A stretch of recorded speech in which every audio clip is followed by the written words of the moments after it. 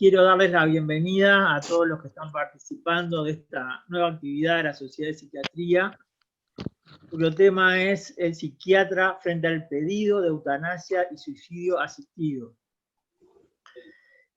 Antes que de presentar a los disertantes, quería comentarles que en la última reunión de la directiva de la sociedad se designó al profesor doctor Ricardo Bernardi como socio honorífico de la Sociedad de Psiquiatría. Lamentablemente por este medio no podemos darle la medalla conmemorativa, pero se la vamos a entregar en la primera reunión donde podamos estar todos presentes ahí. Bueno, para nosotros es un honor, por supuesto, que designarlo como socio honorífico. Es alguien que siempre ha sido muy generoso con nuestra sociedad y con sus conocimientos. Así que, no sé, un gran abrazo para él. Esta actividad se enmarca en una preocupación que viene teniendo la Sociedad de Psiquiatría, que nació del grupo de Filosofía y Epistemología de la Psiquiatría, y ya es esta vendría a ser la tercera reunión. La primera fue un abordaje filosófico, la segunda un abordaje de la ley y la ética, y esta, con la que finalizaremos este tema, diríamos, es sobre la visión más psiquiátrica del tema. Y bueno, y como disertantes, primero va a hablar el doctor Bernardi, y después va a hablar nuestro queridísimo maestro de la psiquiatría, el profesor doctor Humberto Casarotti. Bueno, lo dejo con Ricardo y espero que después podamos tener una buena discusión. Ricardo. Bueno, antes que nada quiero agradecer esta distinción que me acabo de enterar hace unos minutos y realmente agradecerle a toda la Sociedad de Psiquiatría y a la directiva en especial este honor. Siento que es cierto que quise transmitir, pero creo que no todo lo que hubiera querido, pero te agradezco de todo corazón este gesto de amistad. Quiero también decir de que me siento muy honrado de participar en esta actividad, en este ciclo, que me pareció realmente muy necesario y que aporta una perspectiva muy enriquecedora, y también el honor que significa participar junto a quien, como dijo Luis, es un maestro de la psiquiatría, y lo puedo decir, Humberto Casarotti, de quien lo puedo decir además en forma personal, que le reconozco ese carácter de maestro y de crear una tradición de pensamiento serio y reflexivo. Porque el tema que nos está convocando es un tema que requiere una meditación muy tranquila, donde yo creo que hay muchas zonas grises,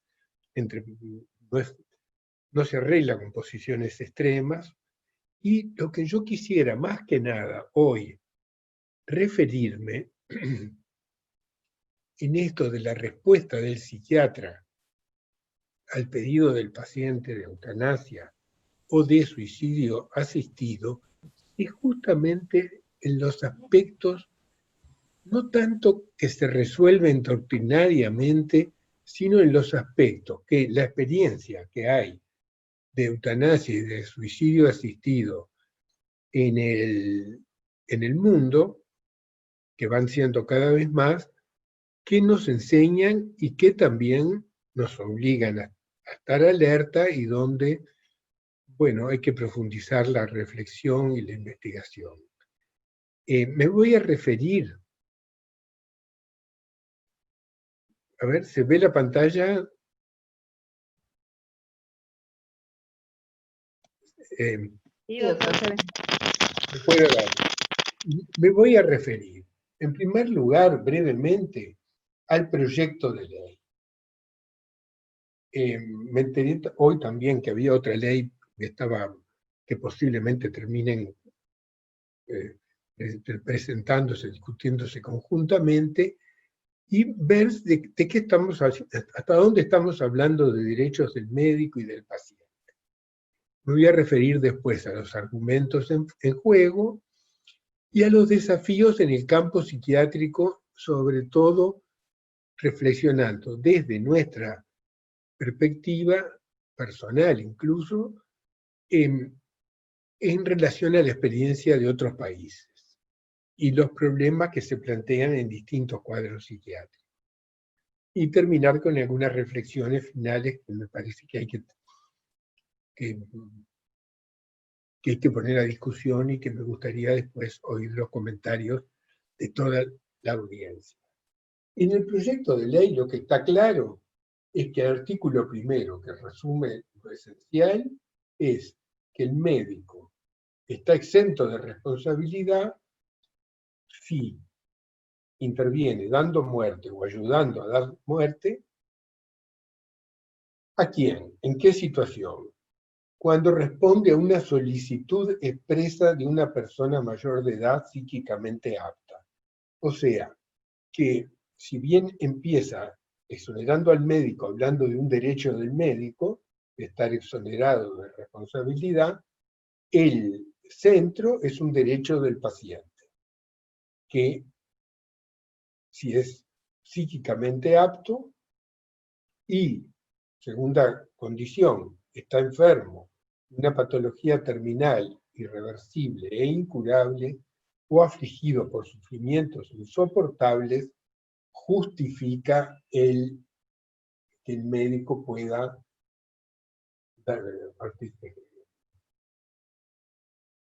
darle muerte o participar en su suicidio. Quería decir algunos acuerdos y desacuerdos. Tengo un acuerdo general con el espíritu del proyecto y voy a decir por qué. Pero hay cosas que me parece necesario destacar más. En primer lugar, la parte de derecho del paciente, que como decía, está muy clara en las motivaciones de la ley, en el complemento a la ley, pero en el texto no está claro. Eliminar la palabra terminal, voy a decir por qué. Explicitar que los sufrimientos pueden ser físicos o psíquicos, y un artículo 6 le da al médico la responsabilidad por lo que el paciente haga con la medicación letal. Eso me parece que no corresponde, no hay razón. Y por último, me parece que el proyecto tendría que ampliar las instancias diagnósticas de interconsulta. La relación con cuidados paliativos, me parece que hay que destacarla, está mencionada, pero hay que destacarla más. El modelo sinérgico de Bélgica con leyes gemelas me parece que es muy bueno, y me parece que hay que instaurar desde el pique, desde el comienzo, yo diría que ese es el punto que me centraría, un proceso de control, evaluación y monitoreo de la práctica, si se decide aprobarla, que esté permanente y que sea un llamado continuo a la reflexión, a la alerta y a ir corrigiendo los aspectos que se puedan ver problemáticos. Porque no creo que esto se haga sin errores, no lo hay en medicina, no lo hay en el mundo. Pues va a haber dificultades y creo que va a haber que proceder muy cautamente y evaluando en cada momento los pasos que se dan. ¿Por qué propongo eliminar la palabra terminal? Porque tiene demasiados sentidos en los textos científicos, en diccionarios médicos y en organizaciones científicas.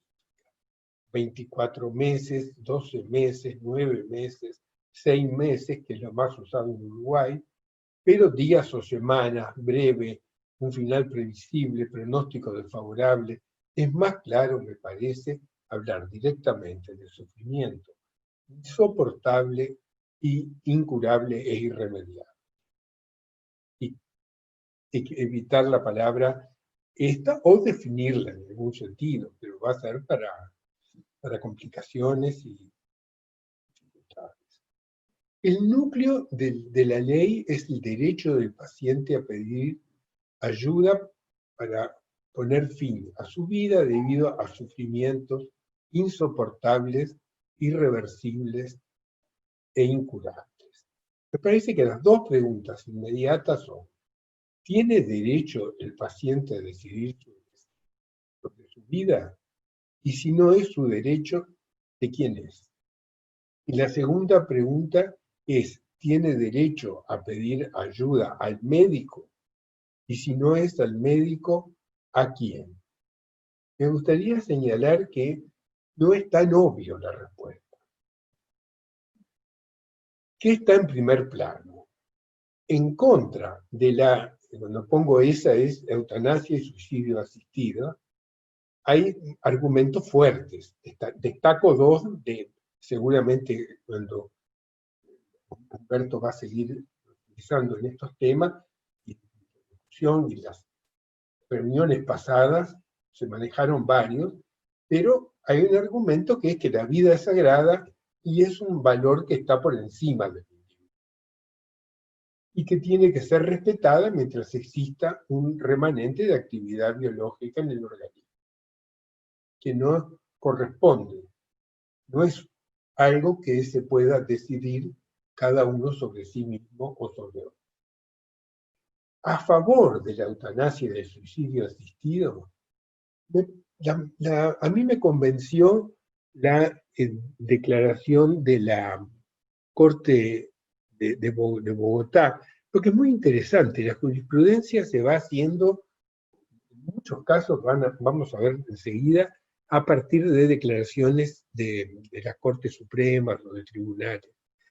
A favor, lo que dice la Corte Constitucional de Colombia cuando empezó en Colombia el proceso que la autorizó, solo el titular del derecho a la vida, o sea, uno mismo, puede decidir hasta cuándo la vida es deseable y compatible con la dignidad humana.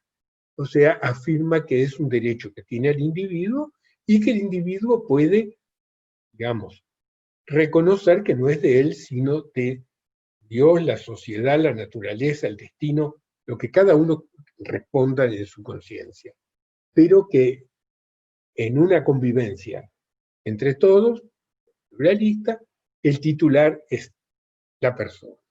Y que la persona humana es más que el organismo biológico, que la dignidad, los valores y el sentido de la vida deben estar en primer plano cuando el cuerpo ya no acompaña.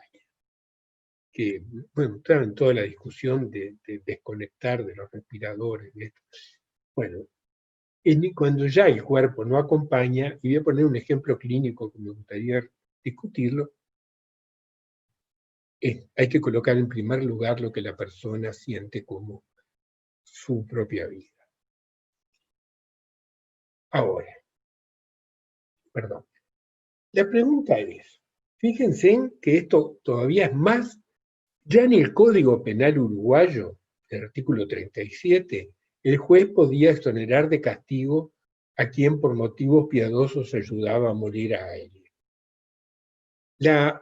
Recientemente, porque en muchas cosas que pasó este año, en febrero de 2020, la Corte Constitucional Federal de Alemania dice que las personas tienen derecho no solo a la vida, sino también a poner fin a la vida. Y que, en cuanto al suicidio, insisten en que puede pedir ayuda a quien decida, médico o no médico. Con lo cual quedamos en una situación muy peculiar, que por un lado debemos prevenir el suicidio, combatirlo, y por otro se pide que lo apoye. O sea, cuando uno y cuando el otro. Pero no es solo evitar todo suicidio, es evitar el suicidio en determinadas circunstancias y apoyarlo en otras. Entramos en ese terreno complejo del medio que no es una punta o la otra, sino algo complejo. Ahora, ¿es el médico el único que puede ayudar? Bueno, en el siglo pasado estaban las despenadoras que con suavidad desnucaban a los moribundos que estaban agonizando con mucho dolor. En Suiza, la que está a cargo de El suicidio asistido son organizaciones no gubernamentales, Exis, Dignitas, en las que no hay participación médica directa. En Uruguay, y esto me parece que es un llamado de atención, hay un 80%, tanto en población como en médicos, que aprueba la eutanasia, un poco menos el suicidio asistido. Pero el 70% dice que no desea hablar de la muerte. Y muy pocos van a su mutualista o a su institución a registrar su voluntad anticipada. Lo cual nos coloca en la situación de decir, bueno, ¿en qué quedamos? Hágase cargo, si lo que se pide es autonomía, hágase cargo cada uno de su propia vida, pero también de su decisión. No pasen el paquete al médico. Y si nosotros tomamos el paquete al médico, el 50% de la encuesta que vi el sindicato está dispuesto a practicarla, por favor, tengamos en cuenta el costo emocional que esto puede tener y que están alertando en estos países que tienen experiencia. El doctor holandés Evenblij insiste que los médicos no deben forzarse a cruzar sus propios límites morales. O sea que tienen que tener muy claro qué es lo que entienden como su función, su identidad y hasta dónde quieren llegar. Está muy bien tomar una decisión, pero que es una decisión pesada. Yo creo que esta zona intermedia en que las cosas son complejas es la que me gustaría más destacar. ¿Cuál me parece la posición deseable, por lo menos para mí? Es unir el principio de autonomía con los de beneficencia y no maleficencia. Esto supone sentir que ayudar a la muerte, o dar muerte incluso a alguien que ya está con un remanente, que su cuerpo no lo acompaña, es cuidar lo más esencial que esa persona siente. Que eso es lo que yo llamo vida humana. Ahora, quien no esté convencido con esto, obviamente, aquí termina lo que le puede ser útil, lo que voy a decir a continuación, porque me parece que tiene que reconocer que no está de acuerdo con esta posición. Ahora, si uno siente que ayuda a un paciente, pasa al punto siguiente. En la legislación belga lo dice muy claro. El médico tiene que alcanzar, junto con el paciente, la convicción que no hay ninguna otra solución razonable para su situación y que el pedido del paciente es enteramente voluntario y, por lo tanto, atendible. Esto tiene que ver, en el fondo, con la medicina basada en evidencia, como la definió el que le impulsó, Sackett y los colaboradores, que creo que desde esa perspectiva hay que buscar evidencia científica. Más enseguida me voy a referir a qué me refiero, es decir, experticia clínica, hay que juzgar la situación clínica y ver las preferencias y valores del paciente. A veces se toma solo la evidencia científica como medicina basada en evidencia y no. Cuando se originó, siempre quedó claro que era evidencia científica, experticia clínica y preferencias del paciente.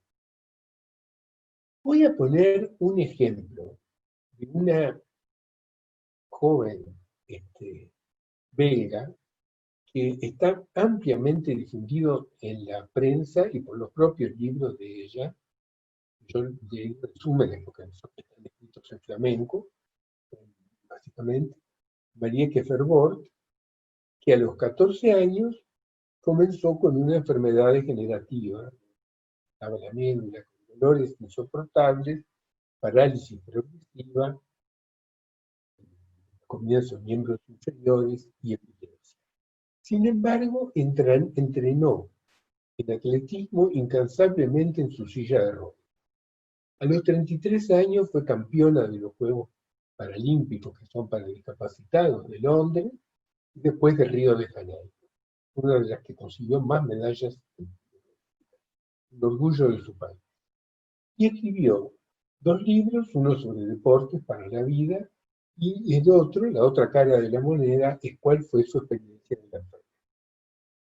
Siguió compitiendo pidió la eutanasia, pidió autorización para eutanasia o suicidio asistido, se lo dieron y ella continuó compitiendo.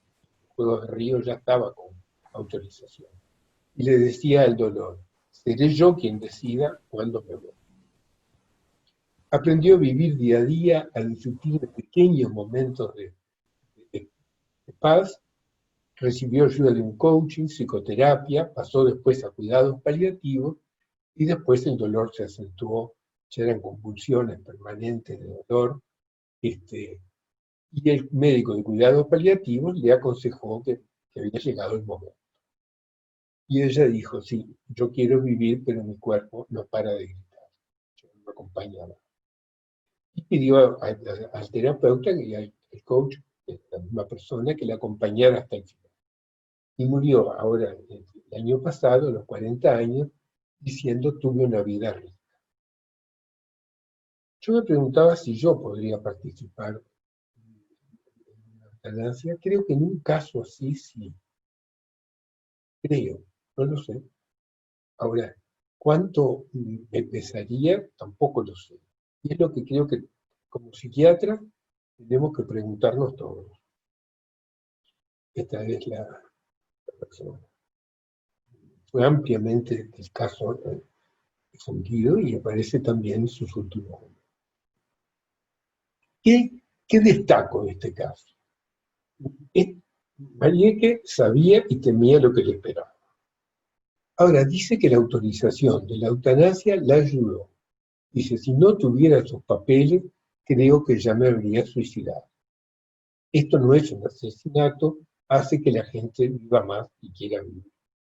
Le ayudó que se reconociera la autonomía, que se la viera como una persona dueña de sí misma, y no solo el cuerpo biológico que va a quedar, sino que su voluntad de vivir en determinada forma o no vivir se le reconoció. Y le ayudó también el modelo belga, que yo creo que acá se habló poco, pero yo tuve una ocasión de discutir con Gabriela Piris, de cuidados paliativos, y con Ope Pasqué, el colegio médico, y me parece que se insiste poco en lo que se llama el modelo belga de sinergia entre la eutanasia y el suicidio asistido y los cuidados paliativos. Y las prácticas colaborativas. No voy a dar cifras, pero hay muchos pacientes que pasan, muchos médicos de cuidados paliativos que participan. No hay confrontación, hay lo que llaman sinergia en las leyes que fueron simultáneas que dieron impulso a ambas prácticas. Ahora, entremos directamente en la enfermedad psiquiátrica. Hay 4 países que aceptan la eutanasia o el suicidio asistido en pacientes psiquiátricos hasta donde yo sé. Como esto va cambiando día a día, puedo equivocar. Pero por lo menos los países del Benelux, Bélgica, Holanda, Luxemburgo y Canadá, a partir de hace poco, del 2020, una decisión de la Corte Superior del Quebec dijo que había que incluir también a los pacientes psiquiátricos. ¿Uruguay sería el 5º país? No si se exige que la muerte esté próxima. Es el tema terminal. Sí si se pone el acento en la existencia de sufrimientos irremediables. La asociación, esta reflexión de la Asociación Canadiense de Psiquiatras vale la pena. Dice que los pacientes psiquiátricos que sufren en forma crónica e irremediable no deben ser discriminados de la práctica de eutanasia y suicidios.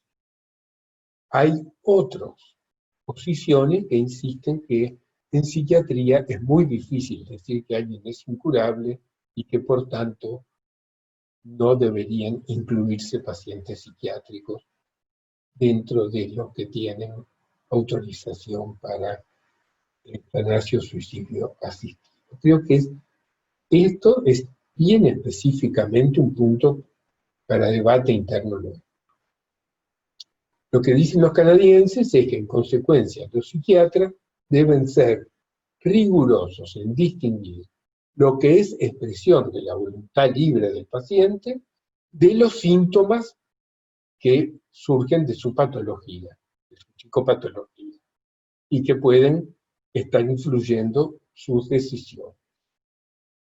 Esto fue de ahora, de este año.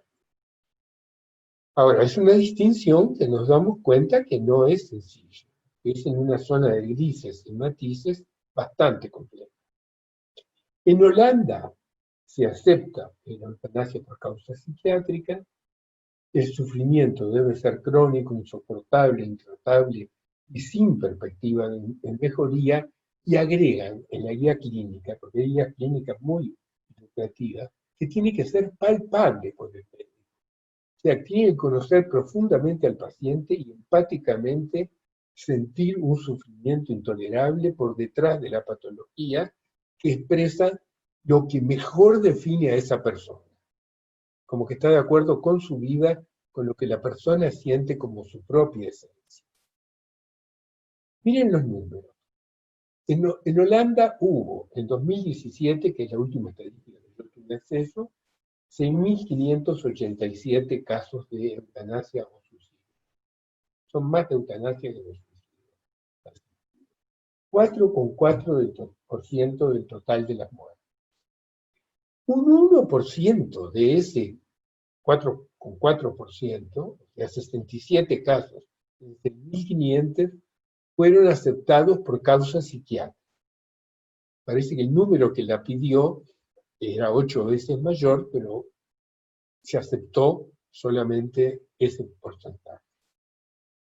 Y en muchos casos fue autorizada y después el paciente no quiso realizar y se postergó indefinidamente. Bueno, el caso de Marieke fue similar, estuvo con la autorización y esperando, como dice ella, vivir lo más que pudo, hasta que no pudo más. ¿Quiénes piden? Predominan los trastornos del humor, es obvio, los trastornos de personalidad y las demencias. También hay casos de trastornos por ansiedad, estrés postraumático, psicosis, etc. Lo interesante es que los casos en forma anónima quedan en la web de la Comisión Holandesa de Revisión de Eutanasia, que es este tipo de organismo que tiene de estar en la ley, están disponibles justamente para abrir la discusión. Y están saliendo trabajos en una forma, realmente uno se pone a leer y se da cuenta que no puede leer todo lo que se está publicando.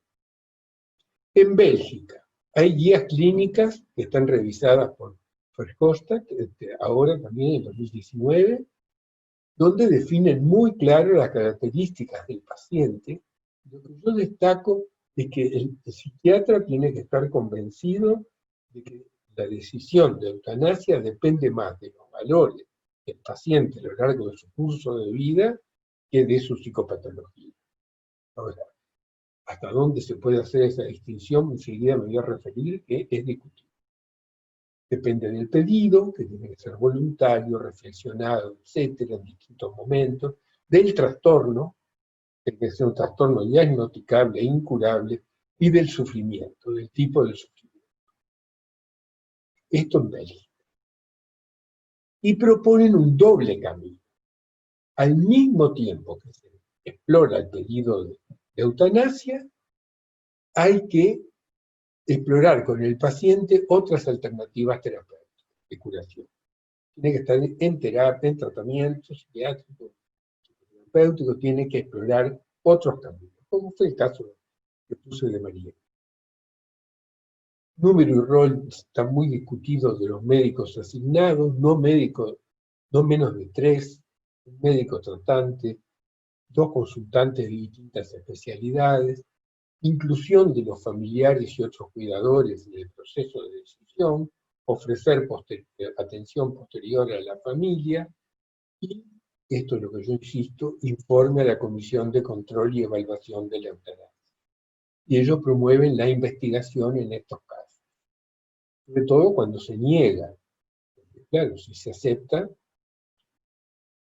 ya no se puede, es irreversible. Por esa misma gravedad, los antecedentes y en los casos que se niegan el seguimiento se toma muy en cuenta. ¿Qué ocurre? Volvamos a los 3 casos más frecuentes. depresión, trastornos de personalidad y demencia, donde hay más pedidos. No son raros los desacuerdos clínicos sobre la capacidad de decisión del paciente. Los tres médicos no siempre es bueno. Hay posiciones contrarias muy tajantes. Desde una perspectiva fenomenológica hay un estudio Radcliffe que dice que el sufrimiento depresivo, que si una persona tiene un sufrimiento depresivo intolerable, no está en condiciones de decir. Lo cual crea una situación complicada tipo Trampa 22, Catch 22, no sé si recuerdan la película.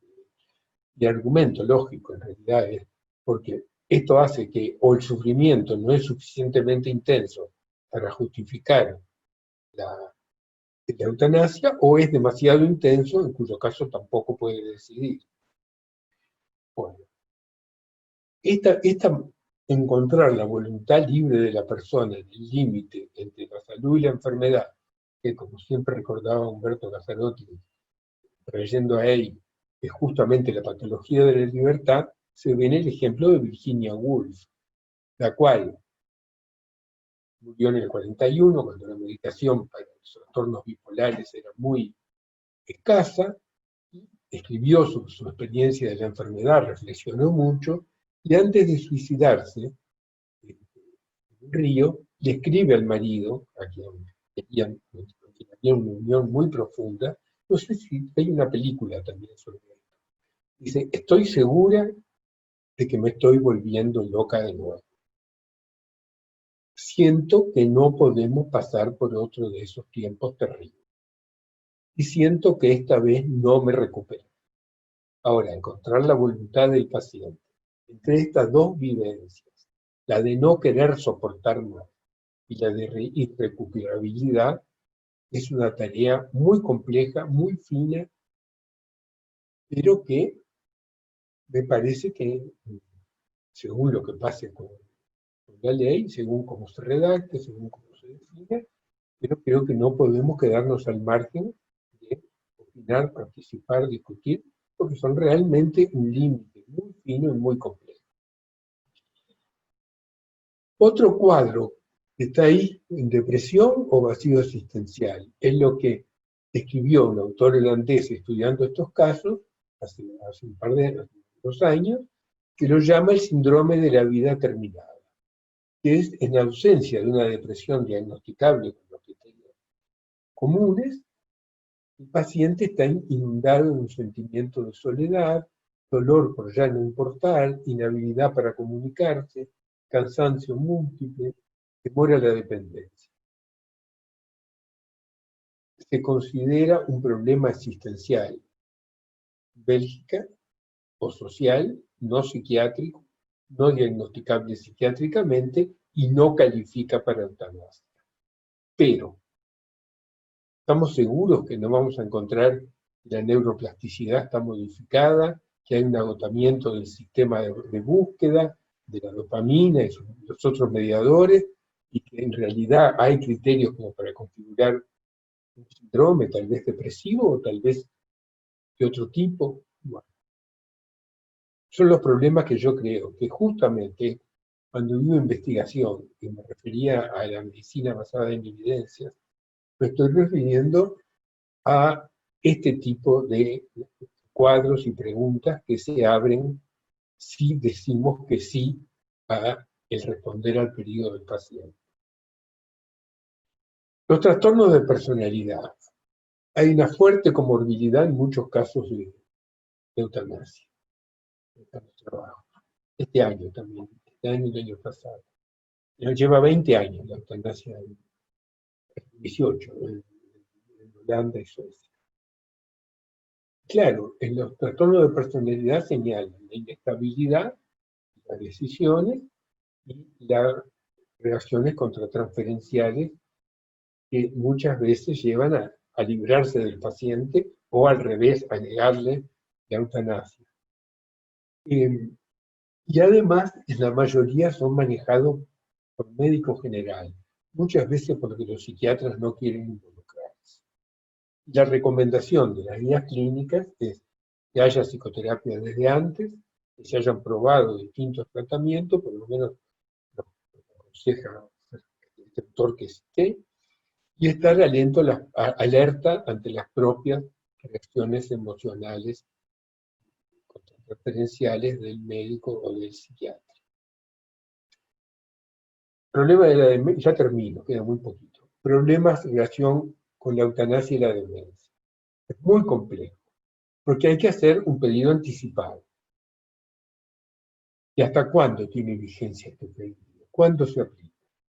Y el pedido concurrente, ¿qué grado de aptitud psíquica es necesario en el momento? ¿Cómo sabemos que la persona sigue manteniendo su voluntad? Hay un estudio sueco muy interesante que muestra que los jóvenes son muy categóricos, que sí que entrarían en ese 80%, están de acuerdo. Pero las personas de más edad y enfermas, hay muchos menos que están deseando la eutanasia, aunque sufran. O sea que, ¿hasta dónde se mantiene esa voluntad? La Suprema Corte holandesa aceptó este año la expresión anticipada, la voluntad anticipada de eutanasia de una paciente con grado avanzado de deterioro, aunque ya no pudiera confirmar su pedido. Hay toda una controversia sobre este caso. Una controversia entre los que dicen que no. Entonces, si termino, las reflexiones finales. Yo estoy de acuerdo que la eutanasia es un derecho del paciente. La sociedad pluralista, me parece, hay que reconocer, es un derecho del paciente. A su vez, cada médico tiene el derecho de responder a ese pedido según su conciencia. A discutir el modelo suizo, que probablemente sea también el alemán, porque ya hay un inicio de organización tipo de indicación en Alemania, de que no esté a cargo de los médicos. ¿Creemos eso o creemos que tenemos que ser, que lo que mejor podemos ayudar a la gente somos nosotros? Me parece que es un tema también a discutir. Pero si aceptamos, cada médico tiene que responder desde su conciencia. Creo que en nuestro país son necesarios foros y ateneos clínicos sobre casos concretos. Tenemos que discutir los principios, ¿sí?, las teorías, pero también los casos en los que nos vamos a ir encontrando. Y que la ley, esto es lo que más pongo con letra más grande, tiene que incluir un sistema de monitoreo y evaluación de la eutanasia. Ahora en la ley que se está esta de urgente consideración, se incluye una agencia de evaluación de las tecnologías de la salud, que quiere decir de todos los procedimientos diagnósticos y terapéuticos. Creo que en la academia estoy planteando este tema como crucial, que la evaluación de estas decisiones es fundamental para irlas mejorando o, llegado el caso, suspendiendo. Pero que si no hacemos un sistema de monitoreo, más vale que no se apruebe ninguna ley, ni esto, ni que se hagan cambios en salud mental. Vale lo mismo. Si se hacen cambios, tenemos que evaluar si mejora. Bueno, estas son las reflexiones. Muchas gracias. Va a ser un gusto escuchar un poco.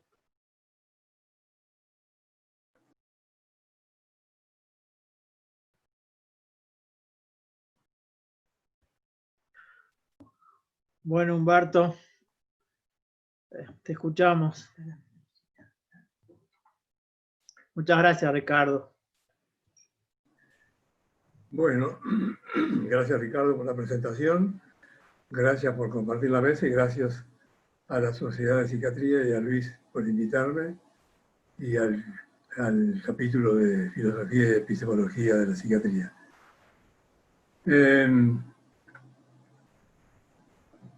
A ver si me comparten pantalla. ¿Está compartida la pantalla? ¿Se ve? No, doctor. A ver. Deme un segundito.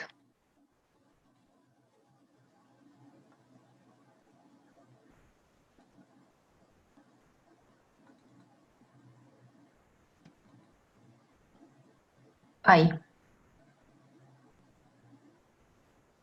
Ahora sí. Ahora sí, doctor. Bien.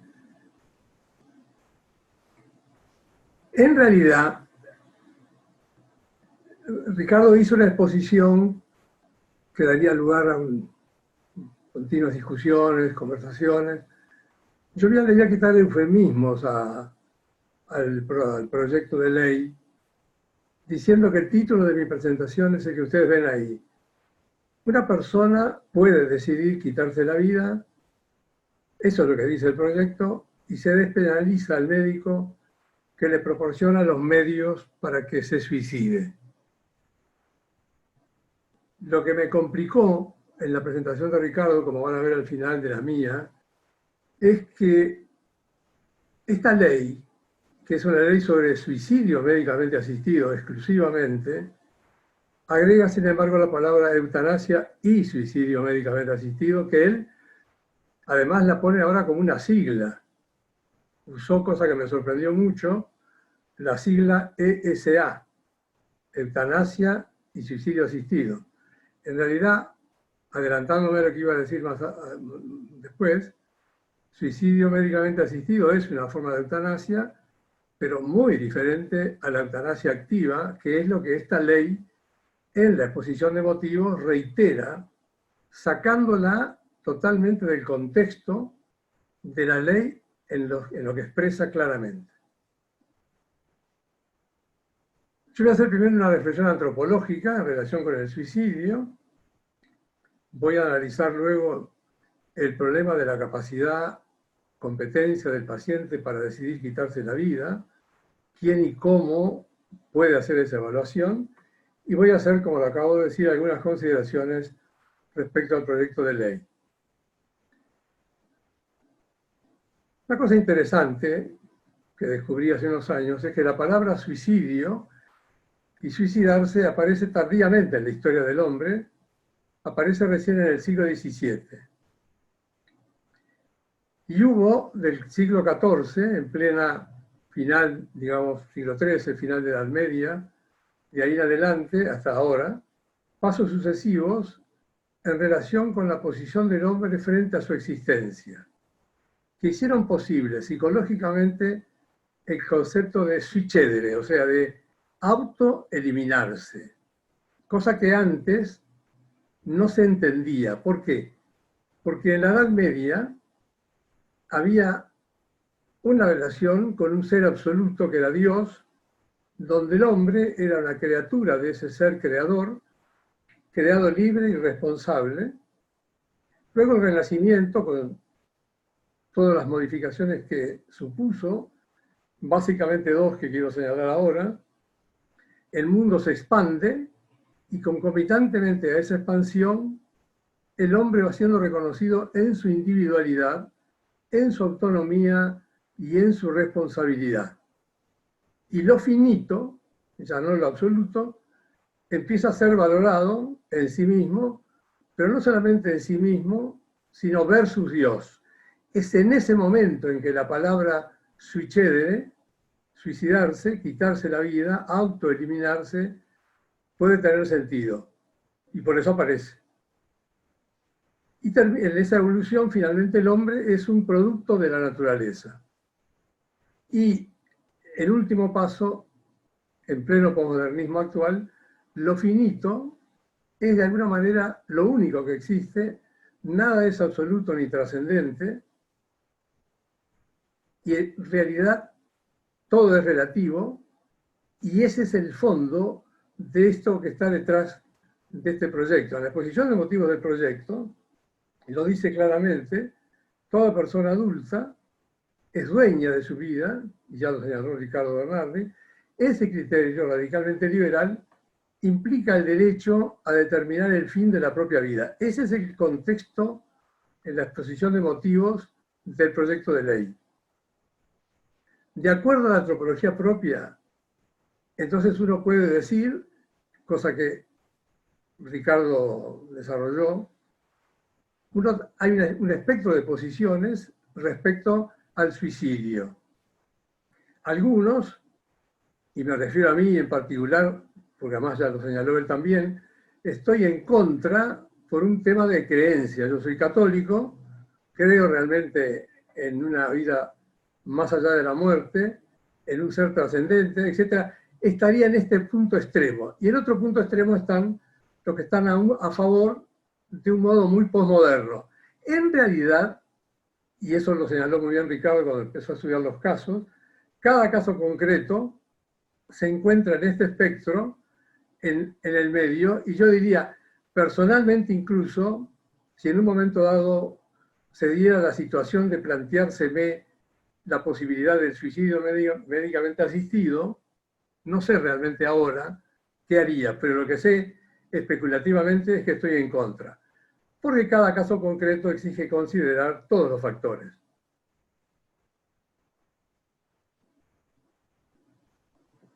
En la evaluación de la capacidad para decidir suicidarse, hay que comprender lo siguiente. Hay una capacidad jurídica, son los derechos que tenemos, se llaman de goce, inmanentes a todo ser humano desde que existe como personalidad. Pero esta capacidad, estos derechos que se tienen como capacidad jurídica, para ser puestos en obra, para obrar, implican la capacidad de obrar o de ejecución, que se adquiere a los 18 años o mayoría de edad, que reconoce la ley, que es lo que le permite participar personalmente en todo acto que le concierne. Por ejemplo, en el caso de una curatela, una persona está con un cuadro demencial, su curador puede tomar un conjunto de decisiones que tienen que ver con obrares y ejecuciones que no puede hacer la persona, pero hay algunos muy personalísimos que no puede llevar a cabo el curador, como ser el matrimonio. Yo estuve averiguando con algunos abogados, ninguno me contestó esto. Pienso que la posibilidad de decidir el suicidio debe ser considerado dentro de ese criterio de capacidad jurídica de goce de la personalidad, según lo dice la ley, de poder quitarse la vida, debiera ser un derecho muy personalísimo, que si no se tiene la capacidad de obrar o de ejecución, no se es titular de ese derecho de poder actuar por sí mismo, no podría ser sustituido por otro. Otros que justamente son los que no tienen capacidad de obrar, que son los incapaces, y centralmente los incapaces por enfermedad mental. El artículo 1 de la ley dice persona mayor de edad psíquicamente apta. En realidad, yo me pregunté por qué tenía que reiterar, porque es como una reiteración, es decir, persona mayor de edad, que supone precisamente los derechos jurídicos y la posibilidad de obrarlos, tenía que agregar psíquicamente apta. Yo creo que en el fondo, lo que el proyecto está planteando y captando, el legislador que lo presentó, es la pregunta de si la persona realmente que toma la decisión de autoeliminarse es apta, capaz de poder decidir quitarse la vida. Y yo creo que aquí está el problema. Cuando Ricardo habló de unas zonas grises con respecto a la eutanasia y el suicidio asistido, yo creo que esas zonas grises son precisamente lo que constituye el diagnóstico psiquiátrico, que es precisamente el poder establecer qué grado de pérdida de libertad y por consiguiente de conciencia o de voluntariedad tiene la persona para tomar una decisión, y nada menos que la decisión de quitarse la vida. Es decir, lo que es necesario es afirmar, cuando se dice qué persona es apta, por la negativa, que la persona no es un enfermo mental, que no está enferma mentalmente.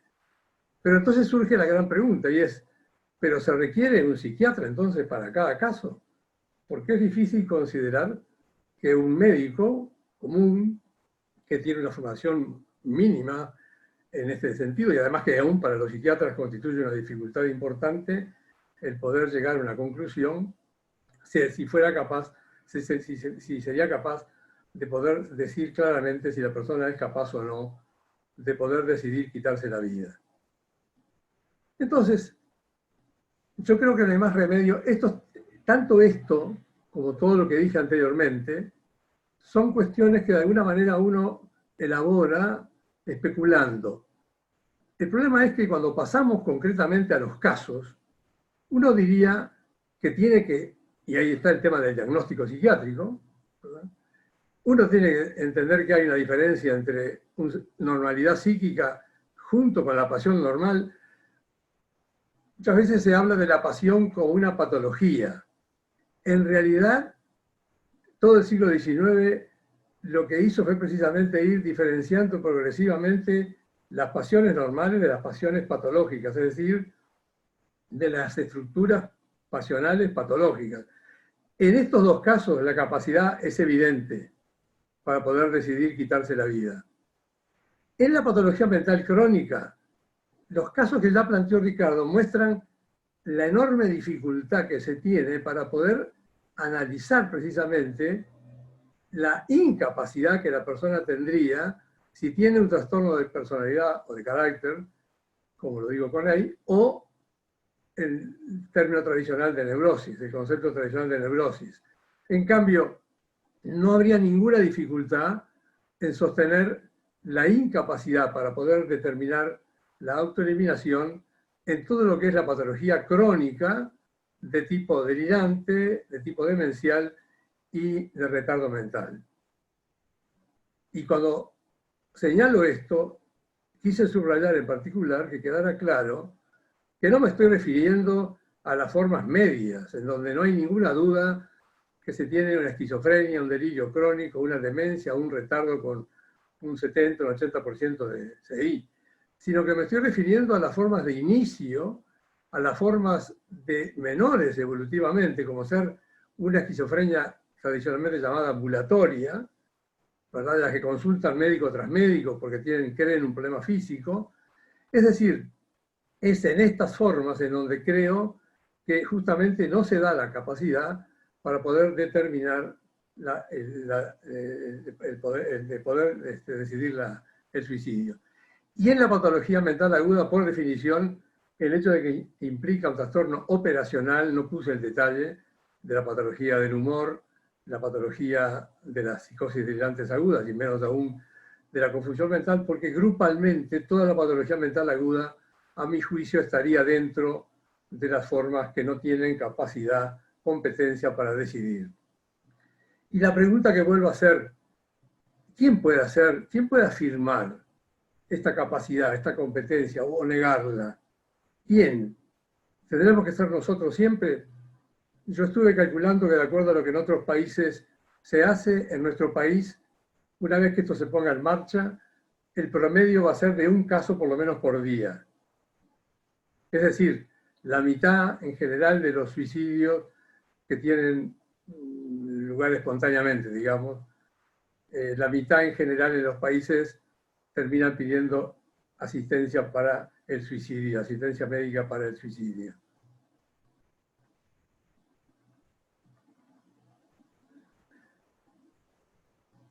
Pero, y creía que esta parte quedaba fuera de la presentación, pero me doy cuenta que no, por todo lo que dijo Ricardo. Sobre el proyecto de ley quiero hacer 3 observaciones. En primer lugar, el proyecto de ley es sobre el suicidio médicamente asistido o sobre la eutanasia. Porque si bien el proyecto de ley no es sobre eutanasia, solo sobre suicidio médicamente asistido, y aunque el suicidio médicamente asistido sea una forma de eutanasia, en la expresión de motivos introducen reiteradamente la eutanasia activa. Veámoslo. Fíjense, este proyecto de ley dice que sometemos a la consideración, por supuesto, no impone a nadie el deber de practicar, uno diría, el suicidio médicamente, no, dice la eutanasia activa. Luego más abajo dice, lo que el proyecto hace es declarar que no comete delito el médico que practica, uno diría, el suicidio médicamente asistido, que es lo que está reglamentado en los 6 artículos que siguen al primero. Sin embargo, dice, no comete delito el médico que practica la eutanasia activa. Siguen diciendo, es tiempo que la sociedad asuma colectivamente la responsabilidad de cómo tratan los enfermos terminales. Y esto es lo que proponemos, es decir, regular por ley, esto es textual, cuándo y cómo son admisibles, no el suicidio médicamente asistido, que es a lo que se refiere la ley, sino la eutanasia activa. Y lo agrega nuevamente, luego dice, lo que el proyecto propone es incorporar la eutanasia y el suicidio médicamente asistido. Es decir, el primer punto, la primera observación que me llamó la atención, ya con el título, ¿verdad? Cuando vi el título dije, ¿por qué eutanasia y suicidio médicamente asistido? Porque uno podría decir, bueno, eutanasia, 2 puntos, una de sus formas, suicidio médicamente asistido. Porque como la ley se refiere específicamente a eso, sin embargo, y perdónenme la forma de expresarme, pero es como sacar un conejo de la galera esto de la eutanasia activa, que sin embargo veo, por lo que acaba de decir Ricardo, que es en realidad lo que está por detrás, porque él sistemáticamente reiteró a lo largo de su presentación, yo diría más veces, la sigla ESA que suicidio médicamente asistido. La segunda observación es, el artículo 46, lo reconoce claramente del Código de Ética, dice que la eutanasia activa es contraria a la ética de la profesión. Y se da cuenta el legislador, lógicamente, obviamente, además lo dice así, que la posibilidad tenían de incluir en el proyecto una propuesta que modificara ese artículo. Esto es mío, ¿no? Esto que está allí, entre paréntesis, es mío. Pero de modificar ese artículo. Pero no hacerlo sin la participación de quienes lo elaboraron, que fuimos los médicos. Ahora termina diciendo, bueno, está bien, no lo hicimos, obviamente, pero esperamos que si este proyecto se convierte en ley, el gremio médico revise el artículo 46. O sea, esto en términos claros, no eufemísticos, quiere decir, si ustedes no lo hacen ustedes, y no sé cómo se va a modificar, porque habría que volver a hacer toda una votación sobre el Código de Ética, se lo vamos a hacer por ley. ¿Verdad? Y el último ítem, que esto sí me importa que quede bien claro, el artículo 7º de la ley dice, el momento en que se oficializa, digamos así, eso lo puse entre comillas, todo este acto del suicidio médicamente asistido. Una cosa que me llamó la atención cuando lo leí es que no hubiera de parte de los psiquiatras una mayor reacción cuando tuvimos tanta reacción contra la hospitalización compulsiva de nuestros pacientes, ¿verdad? No los tradicionales psiquiatras, digamos, los que están en contra de la hospitalización, siempre saltaron sobre el tema. Acá, en cambio, producido el fallecimiento, es recién que el médico va a comunicar de inmediato a la Comisión del Ministerio de Salud Pública y la Comisión entenderá si hubo o no. O sea, se va a comunicar una vez cometido el suicidio. Y la pregunta que yo me hacía fue la siguiente. Pero es que no pensamos que en esto del suicidio médicamente asistido, y además con esa mezcla casi inseparable con la eutanasia activa, va a haber una serie de problemas entre familiares que tienen intereses económicos, que tienen intereses personales, como para que recién se pueda plantear una demanda. ¿Qué demanda se va a hacer cuando la persona ya falleció? Ya llevó a cabo el suicidio. Y en realidad, los psiquiatras que somos forenses lo sabemos, una vez que la persona fallece, la posibilidad de declarar retroactivamente una incapacidad mental, en este caso una incapacidad para tomar la decisión de suicidio, es en la práctica imposible. ¿Verdad? Yobarán Vespari, que me está escuchando, lo sabe como yo. Una vez que la persona fallece, la posibilidad de declarar a alguien incapaz desde el punto de vista de su capacidad intelectual es imposible, a menos que sea muy clara la cantidad de elementos, etcétera, etcétera, pero en la práctica la capacidad, como lo dije de entrada y lo dice el Código también, el proyecto de ley, en el artículo 1, la posibilidad de que un adulto no sea capaz tiene que ser específicamente señalado por un diagnóstico psiquiátrico que diga que tiene una enfermedad mental. Es decir, en suma, yo diría que desde el punto de vista antropológico, lo que hice fue afirmar que cada uno de nosotros se encuentra en medio de un espectro con dos extremos, ¿verdad? El extremo de quienes niegan la posibilidad del suicidio y de aquellos que lo afirman de manera muy gratuita. como sucede actualmente en nuestra época posmoderna. En un extremo, quienes creen en la existencia de un absoluto, de un Dios creador, y que su libertad no supone, la libertad del hombre no supone que tenga el derecho a quitarse la vida. Y en el otro extremo, quienes entienden que solo existe lo relativo, lo finito, y que su libertad personal implica el derecho a darse muerte. En cuanto a la capacidad para decidir sobre el suicidio médicamente asistido, me pregunté básicamente quién y cómo va a llevar a cabo esa evaluación. Y terminé con las observaciones que no quiero reiterar respecto al proyecto de ley de doctor Pasquet. Bueno, nada más y muchas gracias.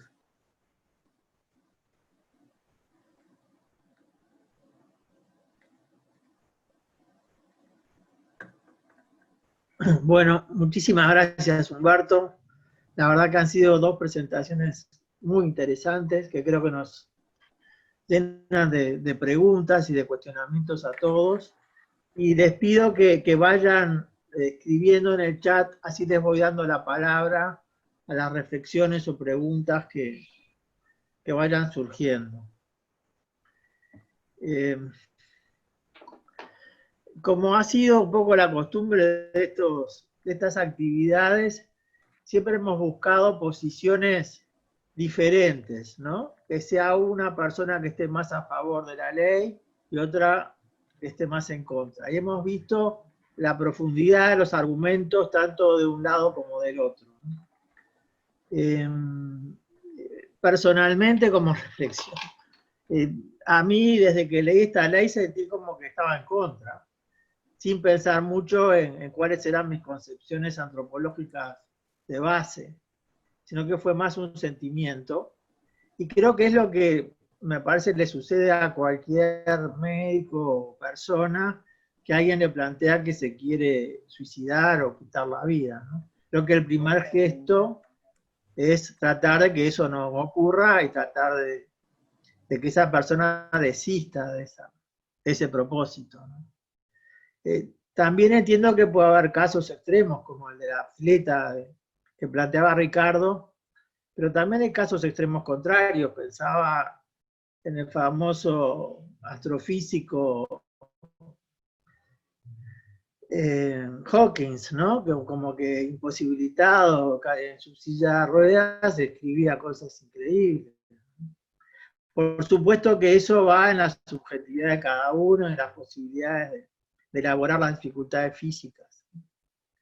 Y que otra reflexión que me cabe es que no entiendo cómo se puede cuidar algo matándolo.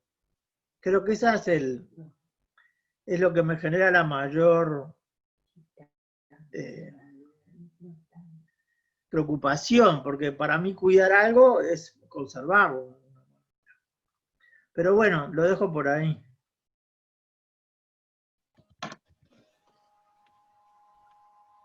Hay una cosa que vos dijiste, Luis, que me parece que Ricardo lo mencionó hoy, que es el tema de cómo cuidar a alguien con la muerte.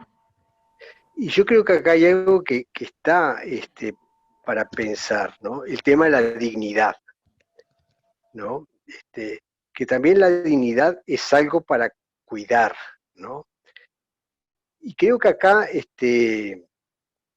alguien que está totalmente sedado, realmente quiere estar sedado, ¿no? Alguien también puede pensar que la forma de estar cuidado es que le cuiden la dignidad, ¿no? Yo creo que es un tema muy complejo, se agrega todo el tema religioso que Humberto lo trajo acá, que sí, que da para pensar muchísimas cosas, ¿no? Pero también desde el punto de vista religioso, creo que hay que pensar cómo se encara todo el tema del dolor, ¿no? También Dios, podrían pensar, y esto lo debe saber, Humberto lo puede, nos puede enseñar, pero da la libertad al hombre de poder elegir, y creo que también desde el punto de vista religioso, y muchos cristianos viven la experiencia del dolor de una forma muy especial.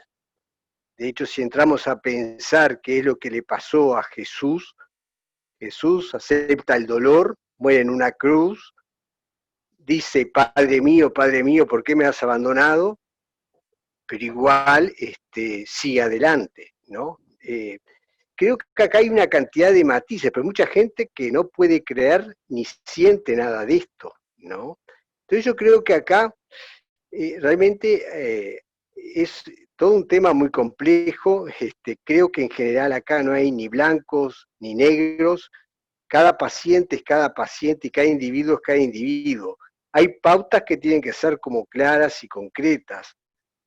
Y creo que acá está el tema todo interdisciplinario que nos puede ayudar a pensar, ¿no?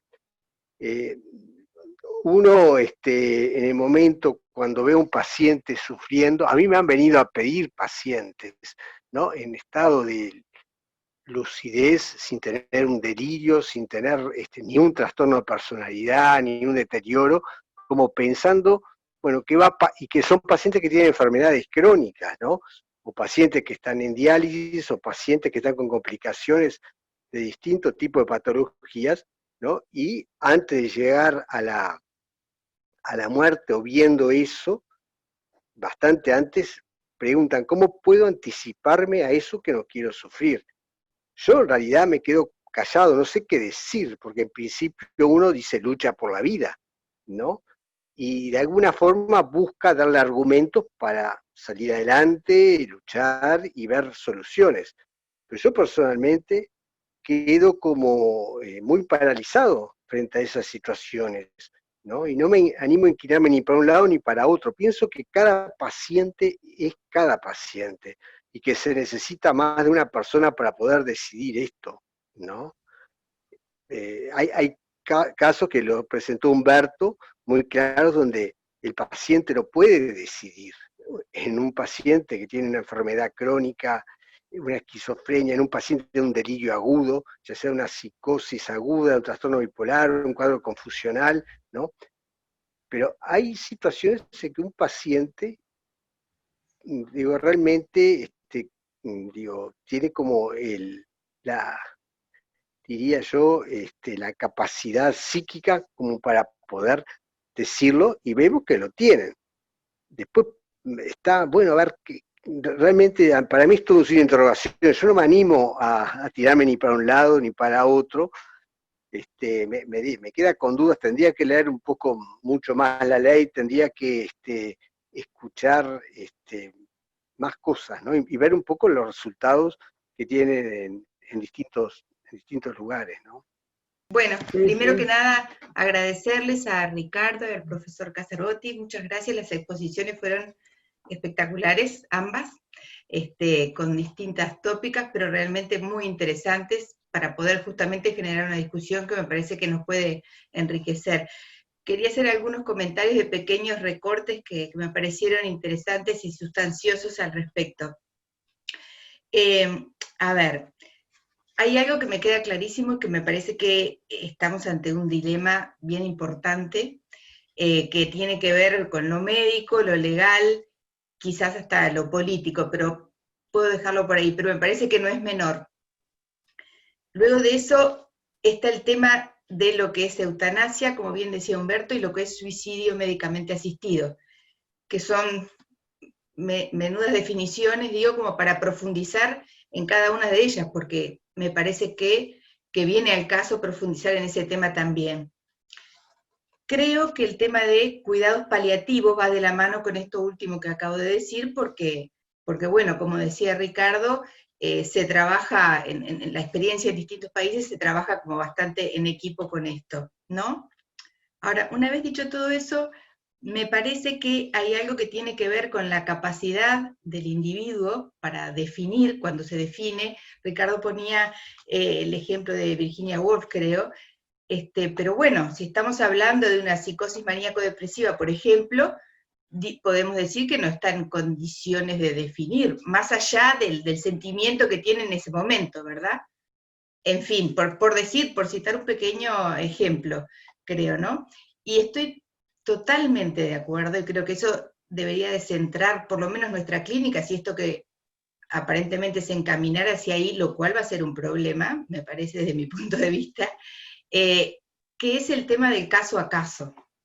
Creo que sin duda alguna, cada caso va a ser único y muy especial, porque aún cada uno de nosotros teniendo la convicción o de que sí o de que no, estoy casi segura que llegado el momento de tener que definir por un paciente, una paciente, inclusive nos pueden consultar hasta por un allegado o un familiar, es muy diferente la situación en el caso a caso.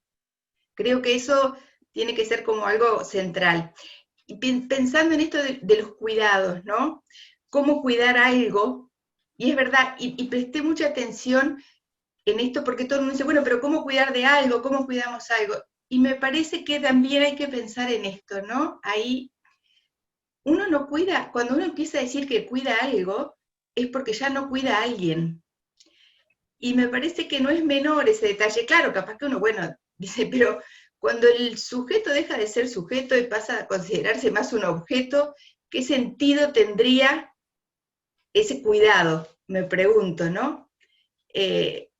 Bueno, no sé, dejo un poco estas cosas planteadas que me quedaron resonando y me parecieron muy interesantes las exposiciones, agradezco muchísimo, igual que los comentarios de los colegas, pero me parece que vamos a estar probablemente ante algunas dificultades, porque vamos a ser muy llamados a definir algunas cosas, porque ¿quién va a definir el estado paciente apto para definir si no es el psiquiatra?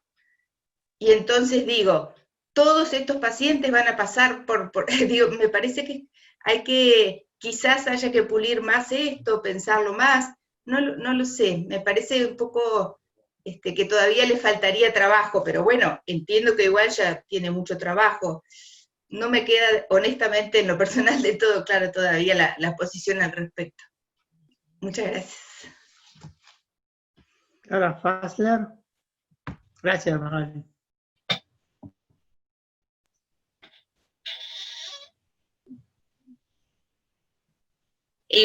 No hay duda de que este tema, yo diría que en lo personal, hace 11 meses que me puse a estudiarlo porque se dieron las circunstancias de saber que estaba el anteproyecto de ley y eso. Creo que a raíz de algunos comentarios que hizo Humberto, en especial, por ejemplo, esto nuevo para mí que él captó rápidamente, de que sería como una enorme dificultad de evaluar hacia atrás lo que hizo el médico, ¿verdad? Una dificultad muy grande. Yo tengo la impresión personal de lo que he escuchado en las dos exposiciones en que escuché al legislador y los comentarios que han hecho, muy ricos comentarios en todas las conferencias que he visto por Zoom, que he escuchado por Zoom,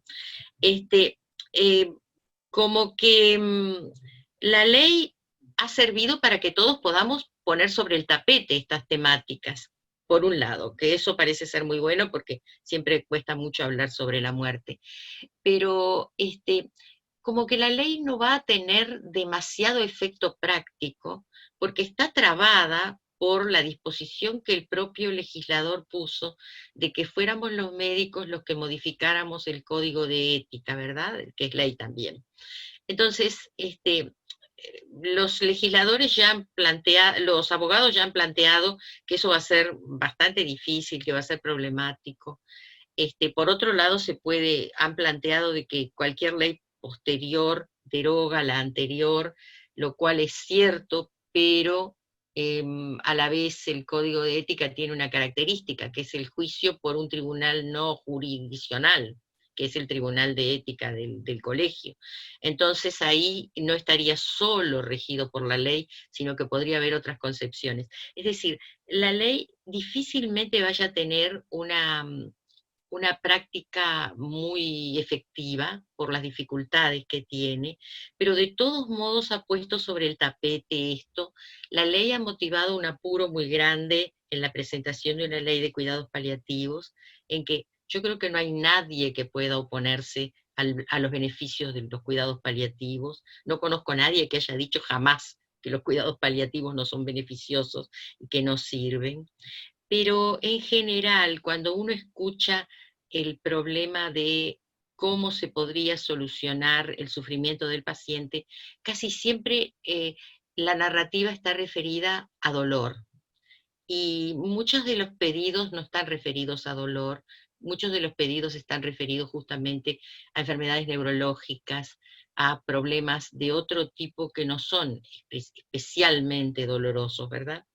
Entonces, creo que el poder hablar de todas estas cosas es lo más importante, el poder intercambiar, el poder decir cómo es que se ven, el hecho de que por la encuesta que hizo equipos consultores para el sindicato médico, los médicos se mostraron, igual que la población general, alrededor del 70% favorables a que exista una regulación de la eutanasia y el suicidio médicamente asistido. Nos hablan de que es un tema que la sociedad tiene que discutir, ¿no?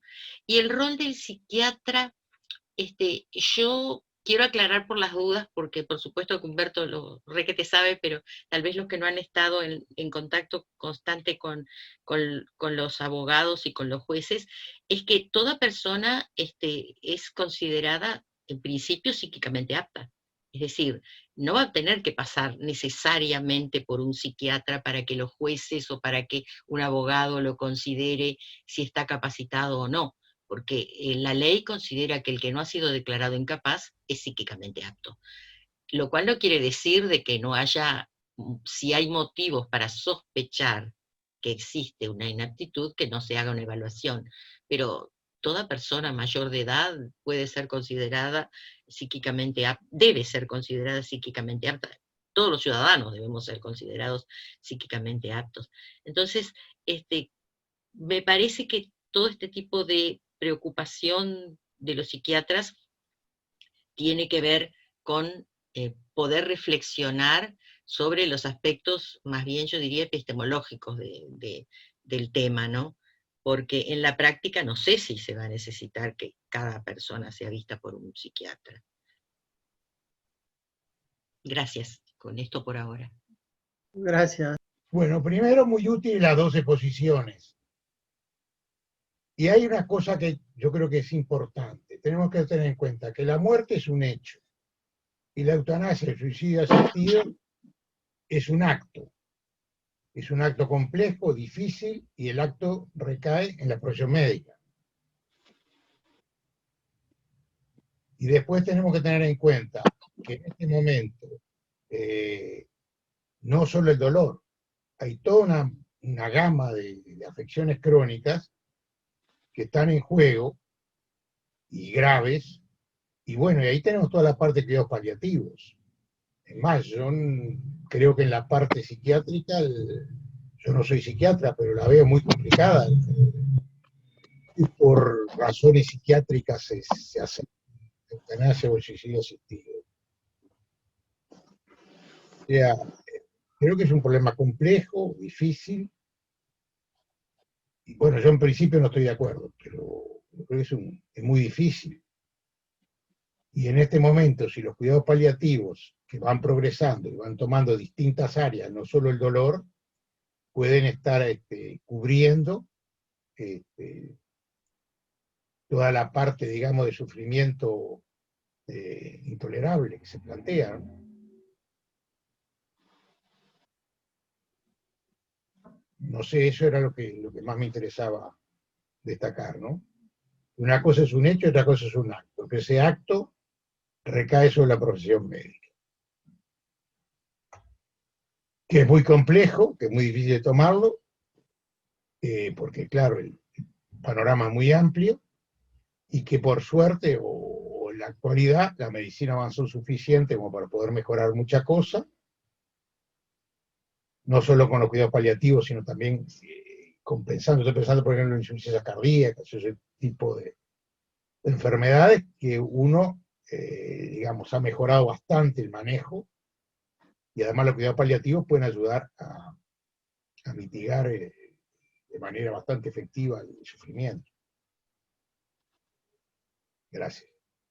Bueno, no, yo en realidad creo que es una ley de difícil elaboración, que hay muchos factores a tener en cuenta y que me ha hecho pensar mucho esta exposición, y agradezco a tan grandes expositores, pero realmente quizás por experiencias personales, pasadas y actuales, es una ley que creo que es necesaria, que hay patologías neurológicas en las cuales uno ve un paciente psíquicamente apto en una cama sin poder hacer nada, postrado, ahogándose con el alimento, con su propia saliva, o sea, en una situación, o un EPOC, pidiendo por aire y sabiendo que uno le pone un oxígeno, una nebulización, y en realidad no estás haciendo nada, o sea, no le vas a aliviar esa falta de aire.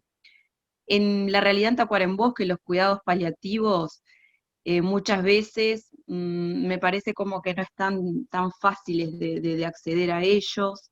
Creo que en algunas partes del interior hace falta quizás más formación, más equipos que trabajen con ese tipo de pacientes, pero yo creo que es una ley totalmente necesaria.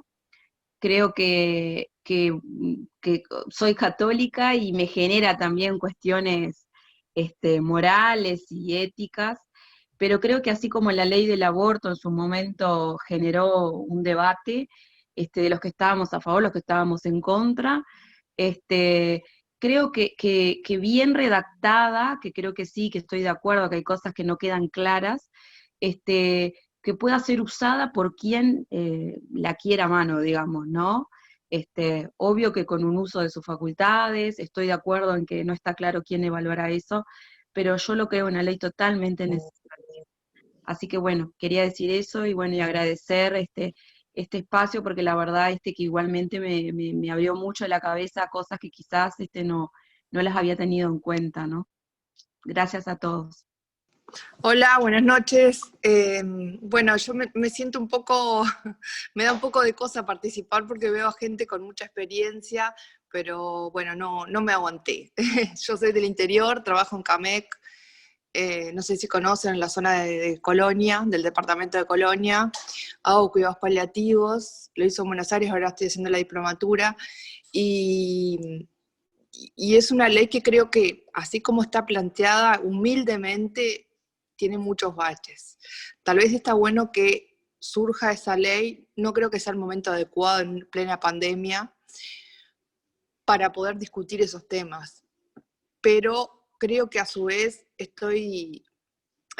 me parece que universalizar en Uruguay los cuidados paliativos ayudaría mucho, y creo que eso es lo que falta y lo que sería para mí el primer paso antes de aprobar una ley al respecto.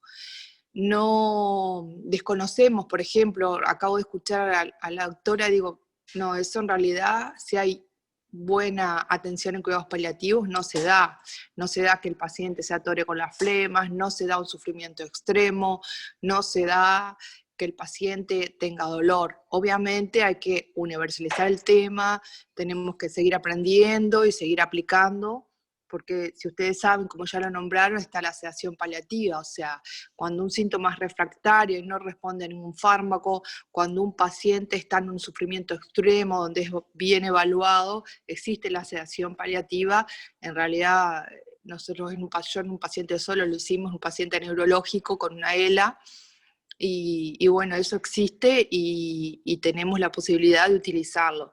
Lo que sí, y lo vivo diariamente, es muy difícil de que a nivel general, tal vez en lo mutual y en lo público también, se pueda universalizar el tema de los cuidados paliativos. Entonces yo creo que primero está en este país ahondar en ese tema, profundizar, que todos tengamos noción, que la gente tenga noción que existe y que se puede sedar un paciente cuando está sufriendo, cuando se agotaron todos los recursos, y después hablar de la eutanasia, del suicidio asistivo, y a mí como médica es un tema que me genera muchísima responsabilidad tener que realizar, me generaría realizar eutanasia o suicidio asistido.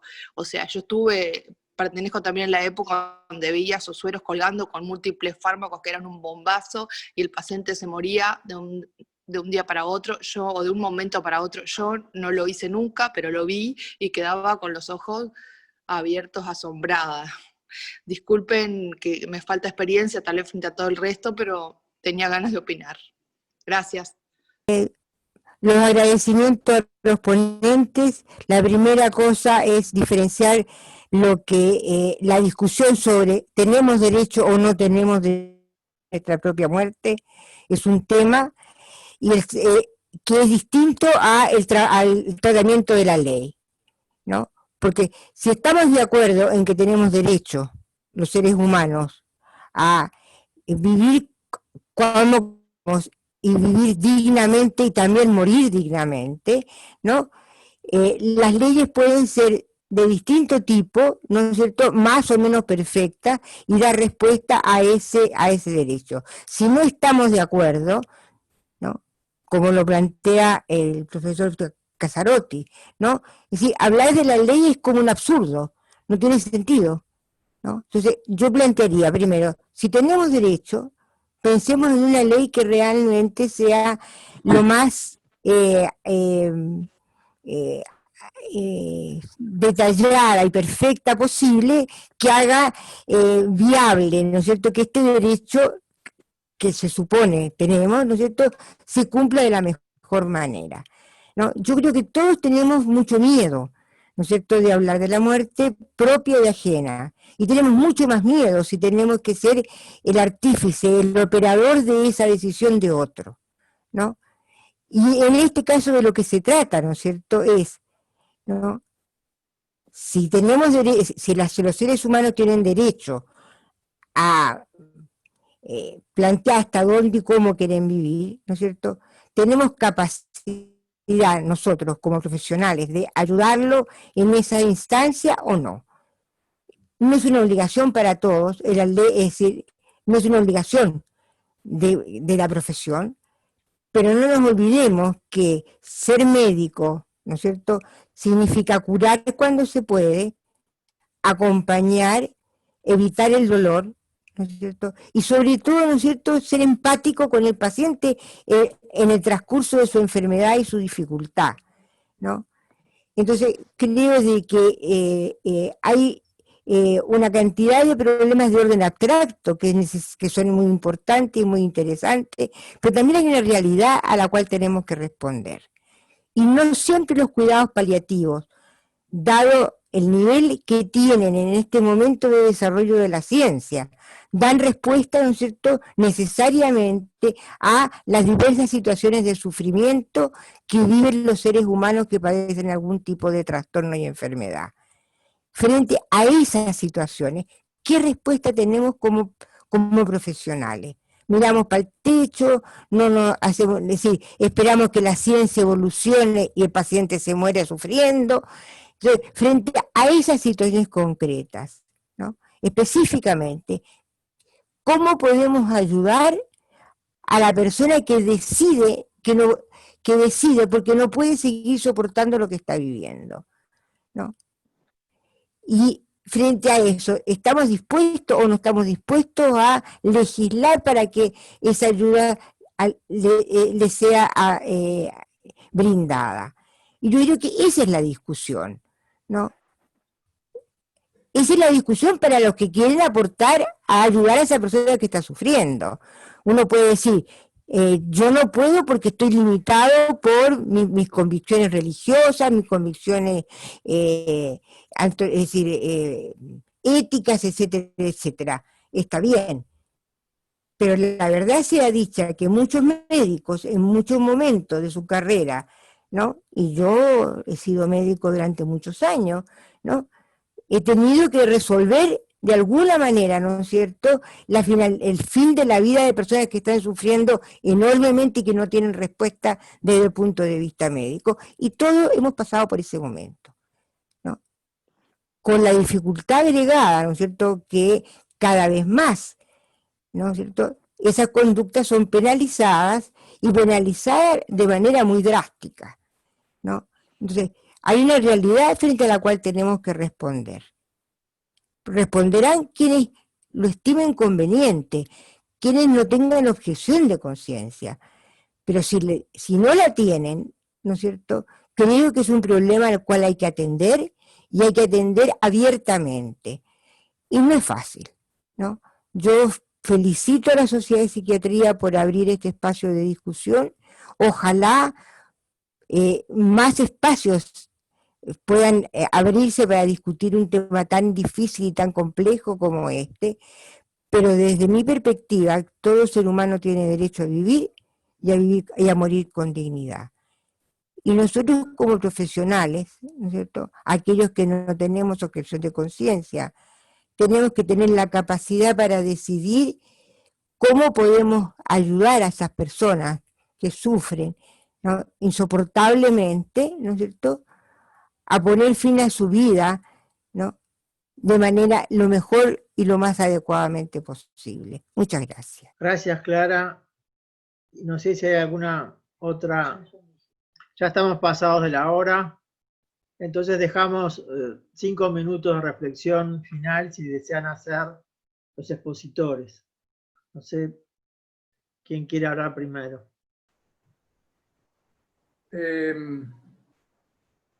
La antropología, que he derivado del estudio de la profesión, es que el hombre en realidad es un ser de valor. Por eso cuando Ricardo planteaba hoy lo somático, lo biológico y un poco los valores, yo creo que no, creo que lo central del hombre son sus valores. O sea, el hombre es en tanto es capaz, cuando tiene 18 años, de tener su axiología propia. A partir de ahí es la persona que cada uno de nosotros ha sido y, bueno, y se desarrolló luego. Primero. Segundo, a ver si queda claro, yo estoy en contra personalmente. Ahora, si en una sociedad pluralista se decide esta ley, y bueno, quienes estén de acuerdo en hacer uso de la ley y quienes estén de acuerdo en aplicarla, que lo hagan. Es evidente que no se puede proceder de otro modo.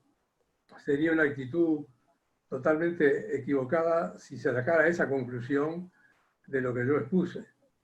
Y con respecto a esto, les voy a dar un ejemplo, y para terminar, pues si no se hace muy largo, para que vean hasta dónde. Pero yo dije claramente que planteaba la negativa del suicidio, personalmente, de un punto de vista especulativo, pero que después quisiera ver en la práctica concreta las situaciones que yo ya tengo 86 años menos, ¿verdad?, del plan que Dios tiene para mí. Así que no sé qué me va a pasar en estos años, no sé qué decisión en un momento dado de pronto tomaré. Y quiero traer un ejemplo que siempre pongo a propósito de este tema. Ustedes recordarán a Juan Pablo II, con su Parkinson, que hasta el final de su vida tuvo una actitud activa. Pues Juan Pablo II, un ejemplo de luchar contra el dolor, de aceptarlo, el sufrimiento, etcétera, etcétera. Sin embargo, en un momento dado, tomó la decisión de no hospitalizarse de nuevo cuando los médicos le dijeron que no podía seguir siendo atendido donde estaba atendido, y dijo que no. O sea, tomó de hecho la decisión de no obstinarse terapéuticamente, en una palabra, tomó la decisión de morirse. Es decir, esa es la actitud que tengo. Pero creo que el problema, como usted dice, que el problema es complejo. Yo acepté venir a esta reunión con la idea de que íbamos a discutir y a conversar la problemática que se le plantea al psiquiatra, que fue un poco lo que encaró Ricardo y que yo bosquejé, al psiquiatra en relación a la competencia. Seamos o no los psiquiatras los que en último término resolveremos el problema, pero sí para plantearnos ¿qué capacidad de decisión tiene la persona, como lo dice la ley, de modo redundante en el primer artículo, adulto, que se supone que es capaz, y sin embargo agrega psíquicamente apto, necesitando casi como decir, estoy diciendo que no solamente tiene que ser adulto, miren que además tiene que ser psíquicamente apto, es decir, tiene que no estar enfermo mental para poder tomar esta decisión. Para nada más y muchas gracias de nuevo. Sí, yo Gracias. retomaría algo que dijo también Humberto. Me parece que el punto central que no tenemos que perder el foco es qué decisión tenemos que tomar. La decisión que tenemos que tomar no es si un paciente desea cuidados paliativos y que le hagan una sedación continua profunda por un tiempo determinado, o si hay que ir a suicidio asistido o eutanasia. No, lo que tenemos que decidir básicamente es si nosotros accedemos a lo que nos pide, pero el sujeto que pide es el paciente. Por eso que decía Humberto que entendamos de que incluso aunque tenga un cierto trastorno mental, detrás de ese trastorno hay un sujeto capaz de tomar una decisión libre. Libre aunque esté presionado por el dolor, presionado por esto o aquello. Que a veces sí, a veces no. Es el límite fino. Pero nosotros, a ver, el que pide es el paciente. El que consiente es el médico. Es al revés. El consentimiento informado por nuestra formación médica, experiencia, en medicina basada en evidencia, el consentimiento es el nuestro, en acceder o no. Y lo otro es que la medicina pasó a ser dueña de este tema en el siglo XX. En el XIX eran las despenadoras. En Suiza es una ONG. Ojo, no nos sintamos omnipotentemente imprescindibles.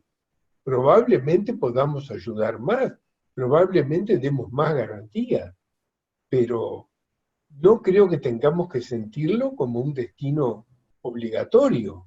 Creo que cada uno tiene que ser, eso creo que estamos todos de acuerdo, libres para consentir o no a los que nos piden. Eso era que el pedido es del paciente, porque es su vida, su libertad, está en sus manos. No en la de la medicina, ni en la de la sociedad, ni en la de nadie. Nada más. Gracias. Bueno, muchísimas gracias Ricardo, muchísimas gracias Humberto y a todos Gracias, los que Luis. estuvieron presentes Gracias, en esta Gracias. reunión. También les Gracias. agradecemos muchísimo. Gracias Bueno, a todos. Buenas noches. esperemos verlos pronto en la próxima reunión de Zoom y cuanto antes en algo presencial. Chao, que pasen bien.